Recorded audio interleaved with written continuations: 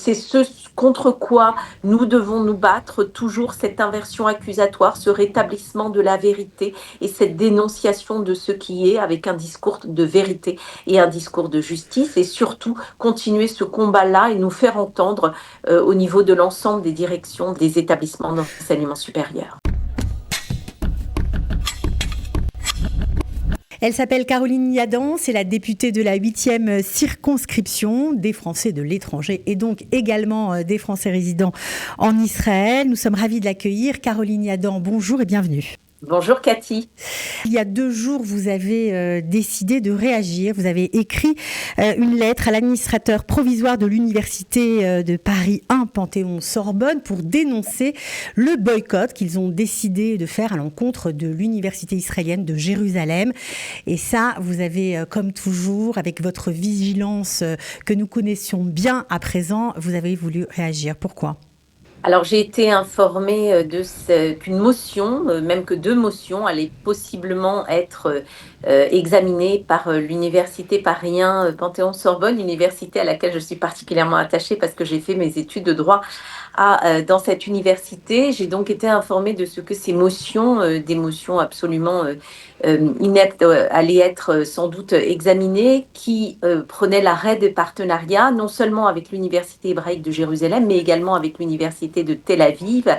Et je me suis évidemment dit qu'il fallait qu'on ne pouvait pas rester sans réagir. Donc, en partenariat d'ailleurs avec beaucoup de collectifs, on a décidé de mener une action de front et j'ai écrit à l'administrateur provisoire de cette université pour lui dire à quel point cette motion ou l'examen de ces motions m'apparaissait totalement inopportune et participait aussi au climat délétère d'antisionisme et donc d'antisémitisme qui sévit actuellement dans les universités, dans l'enseignement supérieur en France. Oui, vous parlez d'une démarche injuste qui contribue, je cite, à marginaliser les étudiants juifs qui font déjà l'objet d'agressions, voire d'intimidation au sein de cette université.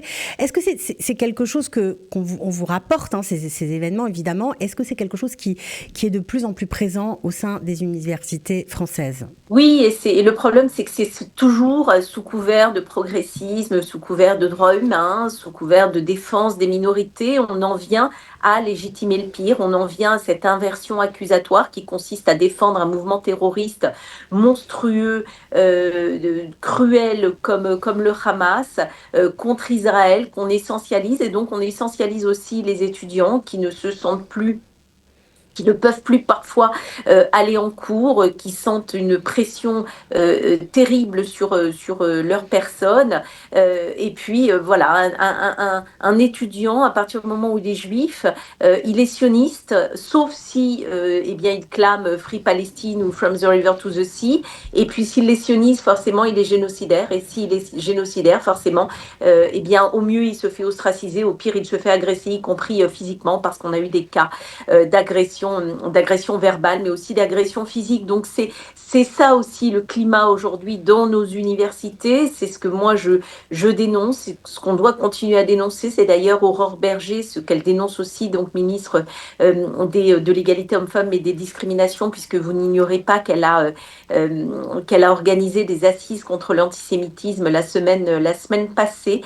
Donc c'est aussi des témoignages que nous avons entendus lors de ces assises qui font froid dans le dos, et vraiment ces universités qui sont le symbole du vivre, entre guillemets, du vivre ensemble, ces universités qui doivent être le terreau de cet universalisme-là qui permet le débat contradictoire, qui permet au savoir, avec un grand S, de s'exprimer, deviennent aujourd'hui le terreau d'une idéologie de haine, le terreau d'une idéologie pour laquelle Israël dans son ensemble et donc l'ensemble de la société israélienne devrait être essentialisé, et leur soutien devrait être essentialisé aussi collectivement, parce que, alors même qu'Israël est le seul, on le sait, le seul État démocratique de la région,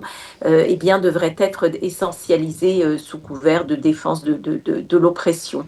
Voilà, c'est ce contre quoi nous devons nous battre, toujours cette inversion accusatoire, ce rétablissement de la vérité et cette dénonciation de ce qui est avec un discours de vérité et un discours de justice, et surtout continuer ce combat-là et nous faire entendre au niveau de l'ensemble des directions des établissements d'enseignement supérieur. Alors, on se rappelle que Sciences Po avait fait un peu la même démarche avec l'Institut IDC à Herzliya. Suite à des plaintes, ils ont fait marche arrière. Est-ce que vous espérez une réaction de l'Université Paris 1 Panthéon-Sorbonne? Alors, il y a déjà eu une réaction, puisque la motion qui devait être examinée ne va plus l'être, en tout cas dans un proche, elle devait être examinée aujourd'hui, je crois, ou demain, donc c'est reporté, donc c'est déjà un signe qui est satisfaisant. Mais il ne faut pas s'arrêter là, il ne faut pas que ces motions-là puissent être adoptées. Il faut savoir aussi que dans les commissions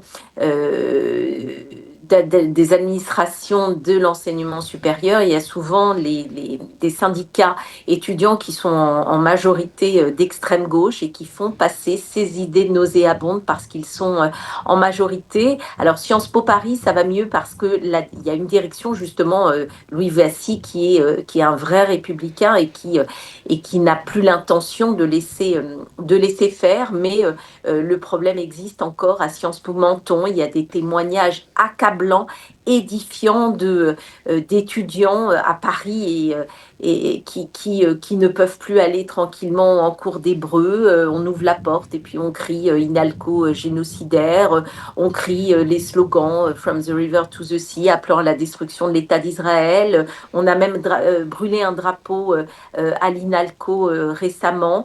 Il y avait des pancartes Israël brûle vif les enfants dans les camps, liberté pour Georges Ibrahim Abdallah.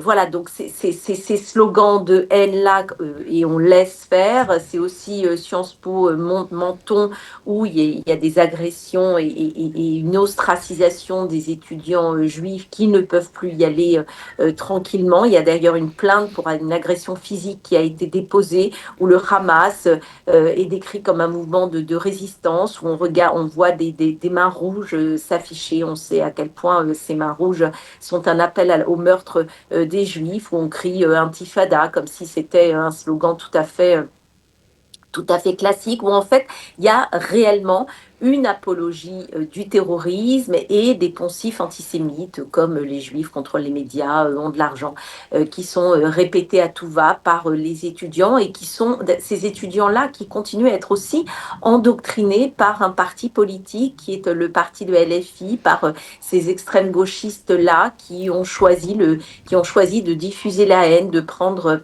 d'être aux côtés, d'emprunter la rhétorique du Hamas. Et donc, voilà, il faut continuer à puiser dans nos ressources, d'abord pour dire l'indicible que constitue notamment le sort aujourd'hui des otages, l'indicible que constitue le 7 octobre, mais puiser dans nos ressources aussi pour toujours dénoncer, pour dire que la liberté académique doit passer par une obligation et une nécessité de justice. Alors, comme vous nous l'avez très bien expliqué, on a l'impression que c'est celui qui crie le plus fort qui a raison. Il faut du courage pour dénoncer, comme vous le faites à longueur de journée. Vraiment, vous n'arrêtez pas. C'est peut-être aussi pour ça que vous avez décidé de prendre la vice-présidence de la commission contre l'antisémitisme. Est-ce qu'il faut que les gens continuent sans cesse de se mobiliser et de rapporter les incidents qui se passent dans les universités? Vous savez, Winston Churchill disait le succès n'est pas final, l'échec n'est pas fatal. C'est le courage de continuer qui compte. En fait, c'est un dur combat. On aimerait passer à autre chose, on aimerait tous avoir la paix et on aimerait passer à des choses beaucoup plus légères. Malheureusement, l'actualité ne nous le permet pas, et nos ennemis, qui sont aujourd'hui ceux qui offrent à la foule, à une jeunesse endoctrinée, une permission de haïr au nom, une permission de haïr pétrie de bons sentiments. Ça, nous devons le combattre pied à pied. Et on a vu que nous pouvions nous faire entendre, parce qu'encore une fois, eh bien, on ne peut pas admettre certains discours qui ne font pas cas ou qui omettent pardon, régulièrement et volontairement de dire ce qui est, de dénoncer ce qui doit être, de dénoncer les violeurs de femmes, les violeurs systématiques de femmes méthodiques, les kidnappeurs, ceux qui, les pervers, les fascistes, les tortionnaires du Hamas, ceux qui ont pour unique souci l'extermination pardon, du peuple juif. Le Hamas aujourd'hui tue délibérément Et il y a des effets les enfants secondaires terribles. juifs. Et il y a des effets secondaires. La preuve, le Oui, boycott. bien sûr, et c'est terrible en fait, c'est cette inversion accusatoire-là, on est face à un groupe terroriste qui tue délibérément des enfants parce que juifs, comme le faisaient les nazis hier. On est face à un groupe terroriste qui s'appelle le Hamas, dont le seul unique objectif est la destruction d'un peuple en son entier, et on a face à ça des personnes qui pratiquent cette inversion accusatoire pour présenter ces tortionnaires comme en réalité un mouvement qui serait un mouvement certes un petit peu violent, mais de toute façon de résistance qui résisterait à l'oppression d'Israël. Voilà, c'est ce contre quoi il faut lutter. Et moi, je suis absolument persuadée que plus on fera entendre notre voix partout, plus on sera ferme dans notre positionnement, parce que c'est un positionnement de vérité, et plus nous serons entendus. Et je sais que le dernier sondage, alors même s'il date un peu, lorsqu'il a été effectué en France, eh bien, on voit qu'une grande majorité quand même des Français continuent, malgré le bashing, à soutenir Israël parce qu'ils voient que cet islamisme politique qui est importé des frères musulmans, donc du Hamas, c'est quelque chose qui nous touche ici en Occident et particulièrement en France. Ça nous a touchés avec les attentats qu'on a connus sur le sol français. On voit bien qu'avec Israël, on a le même ennemi, et ça, les Français le voient et ne sont pas dupes. Juste pour terminer, Caroline, sur le thème, vous pensez qu'Israël, avec ses chercheurs, ses scientifiques, ses étudiants tellement méritants et brillants, devrait communiquer sur leur savoir, sur les avancées scientifiques, sur les partenariats qui sont faits pour que peut-être que les universités françaises qui veulent les boycotter se rendent compte de ce dont elles se privent? Bien sûr, il faut faire connaître Israël autrement que par la guerre, malheureusement, qui touche ce pays depuis plus d'un an. Il faut communiquer sur cette Startup Nation qui est absolument extraordinaire. Et moi, j'envisage d'ailleurs d'organiser un colloque sur l'eau, sur les avancées, les innovations en termes hydrauliques et pour tout ce qui concerne l'eau, parce que l'eau, c'est aussi l'avenir. C'est montrer que Israël agit aussi pour l'écologie et pour le bien de la planète. Et on en a besoin. On a besoin de cette coopération-là, et cette coopération est très nécessaire, tant au niveau des CCE, des CCI, de tous les commerces, et puis les entreprises qui continuent malgré tout à innover. Et ça, c'est quelque chose d'absolument formidable qu'il faut diffuser. Merci beaucoup, Caroline Yadan. Je rappelle que vous êtes députée de la 8e circonscription. On était ravis d'avoir pu s'entretenir avec vous. On vous dit à bientôt. Merci Cathy, à très bientôt. Merci pour l'invitation.